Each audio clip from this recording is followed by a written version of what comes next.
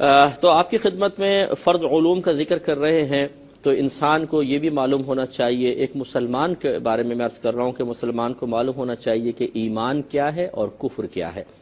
تو آج کے پروگرام میں ایمان کے بارے میں تھوڑی سی تفصیل میں ذکر کرتا ہوں اور اسلام کے بارے میں۔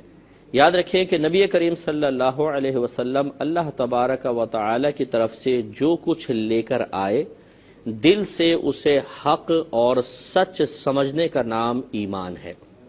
اسی کو دوسرے لفظ میں تصدیق بالقلب بھی کہتے ہیں، کہ دل سے اس بات کی تصدیق کر دینا کہ نبی کریم صلی اللہ علیہ وسلم جو کچھ لے کر آئے وہ سب حق اور سچ ہے۔ اس کو ایمان، اس کو یقین سے بھی تعبیر کرتے ہیں۔ یقین اصل میں قلبی کیفیت کا نام ہے کہ جس چیز کے بارے میں آپ کا قلب اس طرف مائل ہے، اس کی اگر جانب مخالف بالکل ختم ہو تو اس کا نام یقین ہوتا ہے۔ جیسے اس میں گلاس میں پانی ہے، تو کیا ابھی میرے دل میں یہ آ سکتا ہے کہ اس میں پانی نہیں ہے؟ لازم بات ہے کہ نہیں۔ دل اس بات کی گواہی دے رہا ہے کہ اس میں پانی ہے، کیونکہ مجھے نظر آ رہا ہے، تو بس سمجھ لیں مجھے یقین حاصل ہے کہ اس میں پانی موجود ہے۔ اسی طرح اگر میں آپ سے کہوں کہ اللہ تبارک و تعالی ایک ہے، تو آپ کا دل کہے گا ہے۔ اب میں اس کی جانب مخالف لوں کہ اللہ تعالیٰ ایک نہیں ہے، کہ آپ کے دل میں ذرہ برابر بھی کہیں کہیں موجود ہے؟ آپ کہیں گے کہ نہیں۔ تو بس جب ایک طرف 100% ہو اور دوسری طرف 0% ہو، تو جس طرف 100% ہے میں اس کا یقین حاصل ہوتا ہے۔ تو نبی کریم صلی اللہ علیہ وسلم جو کچھ لے کر آئے اس کے حق اور سچ ہونے کا یقین لازم ہے۔ اس کا مطلب ہے کہ دل میں یہ ہونا چاہیے کہ جو کچھ نبی کریم لائے وہ بالکل صحیح ہے، اور اس کی جانب مخالف 0% ہونی چاہیے۔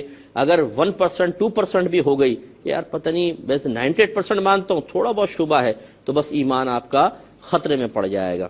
تو بس اچھی طریقے سے سمجھیں کہ ہمارے دل میں نبی کریم صلی اللہ علیہ وسلم جو کچھ لے کر آئے، اگر اس طرح رچ بس جائے کہ ہمارا دل 100% گواہی دے رہا ہو کہ یہ حق اور سچ ہے، اونلی 1% بھی ایسا نہ ہو کہ شبہ ہو کہ پتہ نہیں صحیح ہے کہ نہیں ہے، تو سمجھ لیجیے کہ آپ کو یقین حاصل ہے، آپ صاحب ایمان ہیں۔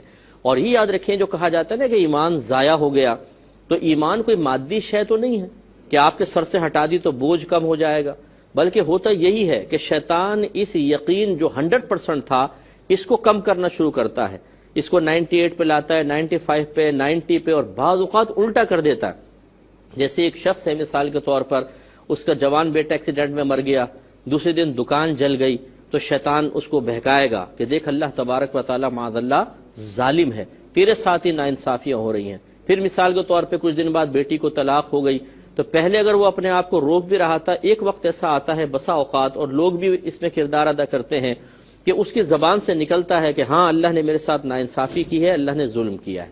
حالانکہ ہونا ہی چاہیے کہ 100% ہمارے دل میں یقین ہو کہ اللہ تعالیٰ ظالم نہیں ہے، وہ انصافی نہیں کرتا، لیکن شیطان اس کو الٹا کر دیتا ہے کہ 100% یوں ہو جاتا ہے کہ ہاں اللہ نے میرے ساتھ ناانصافی کی ہے، اللہ نے ظلم کیا ہے، اور 0% یہ ہو جاتا ہے کہ اللہ تعالیٰ ظلم نہیں فرماتا۔ یہ ایمان کا زوال ہے، ایمان ضائع ہو جاتا ہے۔ اس لیے بڑی توجہ رکھیں۔ اسی لیے ہم کہتے ہیں کہ ضروریات دین کا علم سیکھیں اور دلائل کے ساتھ سیکھیں، تاکہ شیطان آپ کو بہکا کر اس یقین کو کمزور کر کے ہمارے ایمان کو ختم نہ کر سکے، مضبوط ایمان رہے۔